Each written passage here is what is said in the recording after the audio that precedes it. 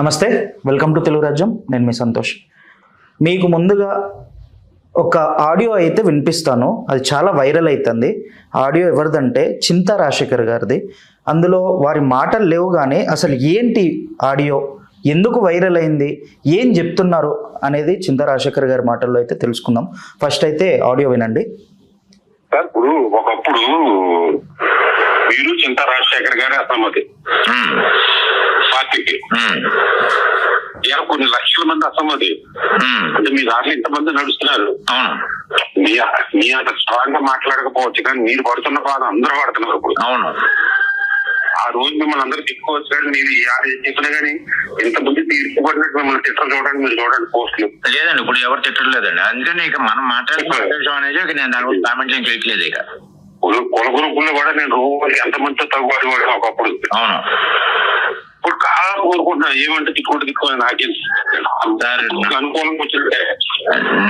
Phone కాల్లో మాట్లాడింది జనసేన పార్టీకి ఒక డై హార్ట్ ఫ్యాన్. ఏంటి అసలు ఈ ఫోన్ కాల్ కథ అనేది వారి మాటల్లో తెలుసుకుందాం. నమస్తే సార్. నమస్తే సార్, ఏంటి ఫోన్ కాల్ ఇది వైరల్ అయితే? నాతో మాట్లాడింది కాదు, మా ఫ్రెండ్ అనగాని రాంప్రసాద్ అని ఉన్నారు. ఆయన మా అబ్బాయి మ్యారేజ్కి వచ్చారు. మా అబ్బాయిని పెళ్లి కొడుకు చేశారు. ఆయన వస్తే ఇట్లా మన గురించి జనసేనలో ఏం మాట్లాడుకుంటున్నారు అని ఆయనకి చిరంజీవి పవన్ కళ్యాణ్ అంటే పీక కోసేయమని ఇట్లా కోసుకునే ఒక డైహార్డ్ ఫ్యాన్ అంటారు లేదు. ఆయన కూడా చాలా ఇంటర్వ్యూస్ రాస్తారు, చాలా వ్యాసాలు రాస్తాడు. మెగా కుటుంబానికి అభిమాని. నా భాషలో చెప్పాలంటే కట్టు బానిస. వాళ్ళని ఏమన్నా అంటే ఊరుకోడు. ఆయన ఏమంటున్నాడంటే ఈయన ఫోన్ కాల్లో, ఒకప్పుడు జనసేన పార్టీకి మీరు చింతా రాజశేఖర్ మాత్రమే అసమ్మతి అంటే 2019 విషయం మాట్లాడుతున్నాడు. ఈ రోజున మీ బాటలో లక్షలాది మంది జన సైనికులు నడుస్తున్నారు. అంటే లక్షలాది మంది జన సైనికులు పవన్ కళ్యాణ్కి వ్యతిరేకంగా మారారు అని ఇంకో మాట కూడా అన్నారు. ఈ రోజున ఒకప్పుడు పవన్ కళ్యాణ్ని ఎవరైనా విమర్శిస్తే కులగూపులు అంటే కాపు గ్రూప్ అయినా కాపు సామాజిక వర్గం, నేను వాళ్ళని తీవ్రంగా మందలించేవాడిని. ఈ రోజున తిట్టుకొని నేను వదిలేస్తున్నా అని చెప్తున్నాడు. ఇది వాళ్ళిద్దరి మధ్యలో సంభాషణ. అది నాకు ఆడియో క్లిప్ అంటే నేను ఏమన్నా బాగోదు అంటే ఆయన భోజనం చేసే టైంలో భోజనానికి వెళ్ళి కూర ఏదో వడ్డించుకోవడానికి వెళ్ళాడు. అది నా దాంట్లో కాపీ చేసుకున్నాను నేను. ఆయన పర్మిషన్ లేకుండా మీరు కాపీ చేసుకున్నాను? పర్మిషన్ లేకుండా. ఇది మోసం కదా సార్? నమ్మక ద్రోహం కదా? తప్పకుండా నమ్మక ద్రోహమే. కానీ లక్షలాది మంది యువతకి కనువిప్పు కలిగించేందుకు కోసము ఇది తప్పదు. పవన్ కళ్యాణ్ కాపు సామాజిక వర్గ యువతని ఎలా మోసం చేస్తున్నాడో, ఆ మోసం చేస్తున్నాడనే విషయం మేధావులకి తెలిసి కూడా వాళ్ళు ఎందుకు చెప్పట్లేదు యువతకి? ఆ వ్యక్తి ఎవరైతే ఉన్నారో ఆయన వ్యాసాలు రాస్తున్నారు కదా, ఆయన వ్యాసాలు రాసి ఆయన యువతకి చెప్పాలి కదా. కాపు నాయకుడు ఆయన, కాపు సామాజిక వర్గం ప్రయోజనాల కోసం మాట్లాడుతున్నారు. అరే పవన్ కళ్యాణ్ మిమ్మల్ని మోసం చేస్తున్నాడు అని చెప్పాలి కదా. ఇప్పుడు ఆయన చెప్పింది ఏంటి? ఇప్పుడు నేను 2019 నుంచి నేను చెప్తుంది ఏంటి?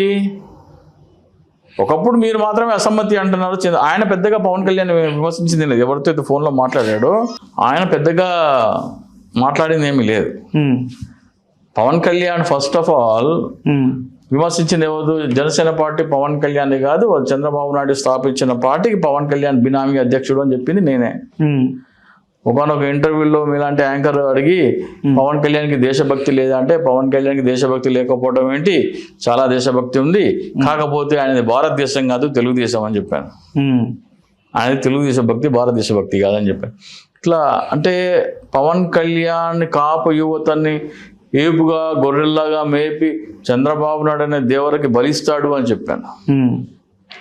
పవన్ కళ్యాణ్ నేను అడ్వర్టైజ్మెంట్లు చేయను, ఆ అడ్వర్టైజ్మెంట్ చేసిన ప్రోడక్ట్ నేను వాడకపోతే నా అంతరాత్మ ఒప్పుకోదు అని ఒక ఇంటర్వ్యూలో చెప్పాడు. కానీ పవన్ కళ్యాణ్ ప్రోడక్ట్లకి బ్రాండ్ అంబాసిడర్గా ఉంటాడు, రాజకీయ పార్టీలకు బ్రాండ్ అంబాసిడర్గా ఉంటాడు. ప్రోడక్ట్కి ఏమిస్తే ఏముంటుంది, చిల్లర వస్తుంది. రాజకీయ పార్టీకి బ్రాండ్ అంబాసిడర్గా ఉంటే కాసులు బాగా కురుస్తాయి. ఇవన్నీ నేను ఒక 7 సంవత్సరాలుగా నిరంతరము పవన్ కళ్యాణ్ నిజస్వరూపాన్ని కాపు సామాజిక వర్గం యువత ముందర ఆవిష్కరించేందుకు చేసిన కృషి ఫలితమే ఈ రోజున లక్షలాది మంది జన సైనికులు చింతా రాజశేఖర్ బాటలో నడుస్తున్నారని చెప్పారు. ఆయన అంతర్గతంగా ఫోన్ కాల్లో చెప్పేది బదులు చింతా రాజశేఖర్ చెప్పేదే నిజం రా బాబు, కళ్ళు తెరవండి అని కాపు యువతకి మార్గాన్ని దిశానిర్దేశం చేయాలి కదా ఆయన. నిజమైన కాపుల శ్రేయోభిలాష్ ఎవరు? పవన్ కళ్యాణ్ చింతా రాజశేఖర? పవన్ కళ్యాణ్ కాపుల ఓటు తీసుకెళ్లి చంద్రబాబు నాయుడుకి అమ్ముతున్నాడు. అరే మిమ్మల్ని మోసం చేస్తున్నాడు రా బాబు, మిమ్మల్ని ఏపుగా గొర్రెల్లాగా మేపి చంద్రబాబు నాయుడుకి బలిస్తున్నాడు అని చెప్పి చింతా రాజశేఖర్ శ్రేయోభిలాష్ అవుతాడా, లేకపోతే పవన్ కళ్యాణ్ అవుతాడా, లేకపోతే మాట్లాడిన మెగా డైహార్డ్ ఫ్యాన్ అవుతాడా? ఎవరైతే మాట్లాడుతున్నారో ఆయనకు బాధ్యత లేదా? కాపు యువతకి చైతన్యపరచాల్సిన బాధ్యత లేదా? ఇప్పుడు గంగా సురేష్ బండారు ఉన్నారు, బల్లే మురళి ఉన్నారు, వాళ్ళు బయటకు వచ్చి మాట్లాడుతున్నారు. వీళ్ళు బయటకు వచ్చి ఎందుకు మాట్లాడరు? మీరు మోసం చేస్తున్నారు, మిమ్మల్ని మోసం చేస్తున్నారు చెప్పడానికి ఏమై రోగం? కాపు నాయకులను చాలా మంది వేసుకుంటున్నారు భుజాల మీద, కాపు సామాజిక వర్గాన్ని భుజం మీద మోస్తున్నాం అని చెప్తే పవన్ కళ్యాణ్ చేసే మోసాలు కాపు సామాజిక వర్గాన్ని గొర్రెల్లాగా బలిస్తున్నాడు చంద్రబాబు నాయుడికి ఎందుకు చెప్పరు? సో నేను చేసింది రామ్ ప్రసాద్ అనగానికి తెలియకుండా ఆయన తీసుకొని నేను ఇదిగో బాబు, కాపు సామాజిక వర్గంలో అసలు వాస్తవం నిజం ఇది. కాపుల మనోభావాల్లో ఈ రోజున ఏముంది? చింతా రాజశేఖర్ 2019 నుంచి ఏం చెప్తున్నాడో ఈ రోజున కాపు సామాజిక వర్గం మొత్తం అదే మాట్లాడుతుంది. ఇది వాస్తవం అని మిగిలిన కాపు యువతకి కనువిప్పు కలిగించేందుకు బయటికి తీసుకొచ్చిందే తప్ప, అది కూడా నేను ఒక వ్యక్తికి పంపించాను. ఆ వ్యక్తి ఇంకొక వ్యక్తి పంపిస్తే నాకు అది చేసి పంపించారు. వద్రబాబు ఇది చేయబాకండి, ఇట్లా నేను నీకు మాత్రమే వినిపించడానికి చెప్పాను, ఇట్లా కాపుల మనోభావాలు ఇలా ఉన్నాయి అని చెప్పడానికి మాత్రం ఇచ్చానంటే, లేదండి బయటికి వెళ్ళిపోయింది, అమెరికా వెళ్ళిపోయింది, ఎక్కడికి వెళ్ళిపోయింది, ఇక అది ఆగదు, వైరల్ అయిపోద్ది అన్నారు. ఇంకా సరే మనం చేసేదేం లేదు. అయితే నేను క్షమాపణ ఎవరికైనా చెప్పాలంటే అనగాని రామప్రసాద్కి చెప్పాలి.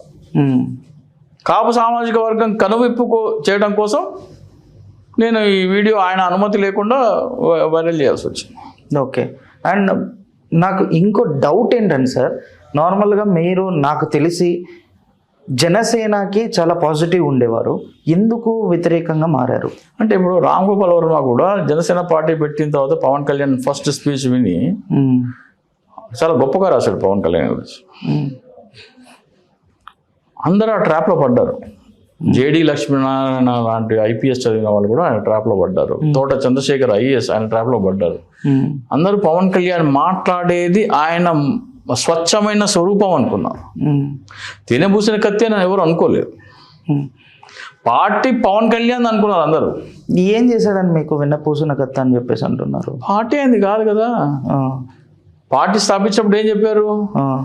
ఒక ప్రత్యామ్నాయ రాజకీయ పార్టీ అన్నాడు. ప్రత్యామ్నాయ రాజకీయ పార్టీ అయినప్పుడు ఎన్నికల్లో పోటీ చేయాలి కదా, పోటీ చేయలేదు. మొదటిసారి వదిలేద్దాం. ఆ తర్వాత ఒక్కొక్క స్టేట్మెంట్ చూసుకుంటా ఉంటే ప్రత్యేక హోదా కోసం లడంగి అది చేద్దాం, పీకేద్దాం, పొడిచేద్దాం, అది చేస్తాం, ఇది చేస్తాం అన్నాడు. ఏమి చేయాలి?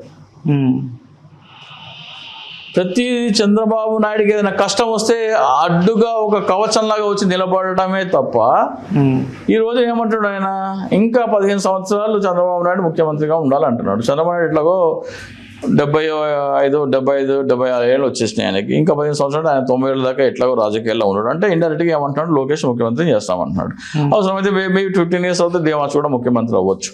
వాళ్ళు రాజకీయాల్లో ఆ పార్టీ మనుగడ ఉంటే, వాళ్ళ పార్టీ మనుగడ జగన్మోహన్ రెడ్డి గారు ల్యాండ్ పూలింగ్ అంశం బయట పెడితే ఈ నారా ఫ్యామిలీకి రాజకీయ మనుగడ ఉండదు, చాప్టర్ క్లోజ్ అయిపోతుంది.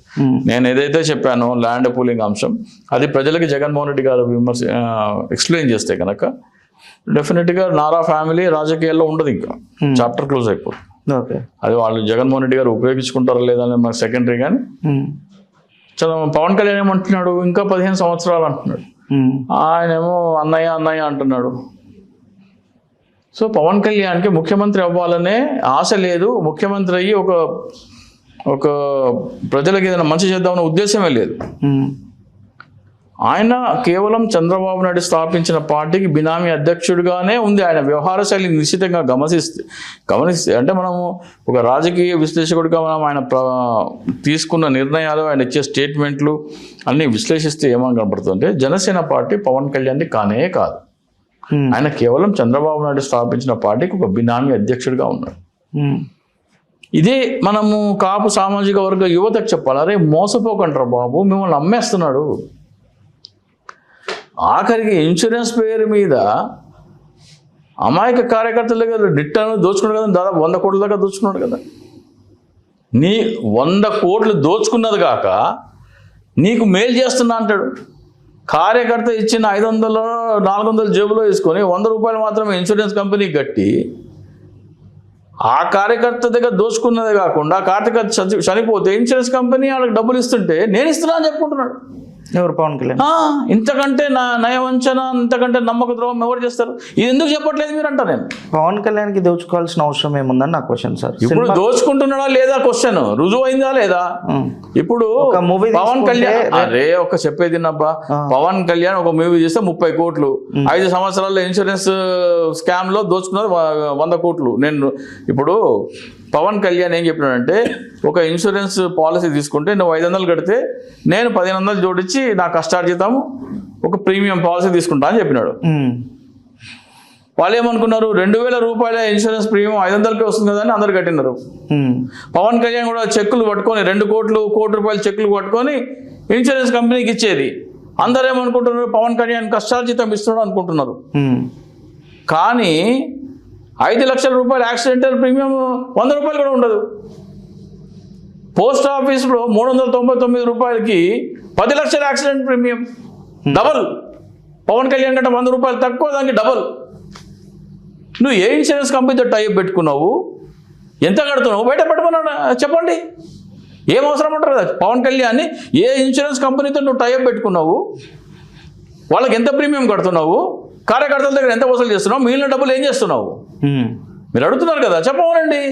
పవన్ కళ్యాణ్ దాంట్లో ఒక పైసా దోచుకోకపోతే మీ కెమెరా మీద 116 గుంజీలు తీసి క్షమాపణ చెప్తాను నేను. 100 కోట్ల దోపిడీ అది. రుజువు అంటే లెక్క చెప్పమనండి. రుజువులు మీరు తీసుకురావాలి. జనాలు వెళ్ళి వెళ్ళండి, నడుదాం, కెమెరా తీసుకుని వెళ్దాం పదండి ఇన్సూరెన్స్ కంపెనీకి.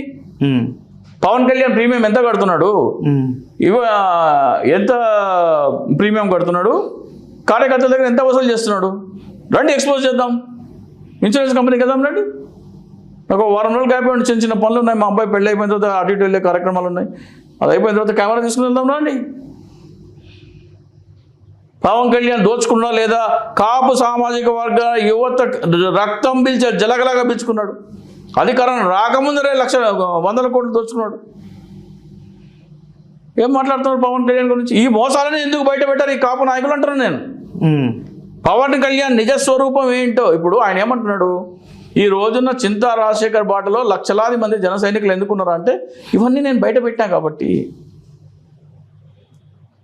పవన్ కళ్యాణ్ నిజ స్వరూపాన్ని జనాల ముందర బయట పెట్టింది చింతా రాజశేఖర్. ఇంత డీటెయిల్డ్గా ఎవరు చెప్పలేదు.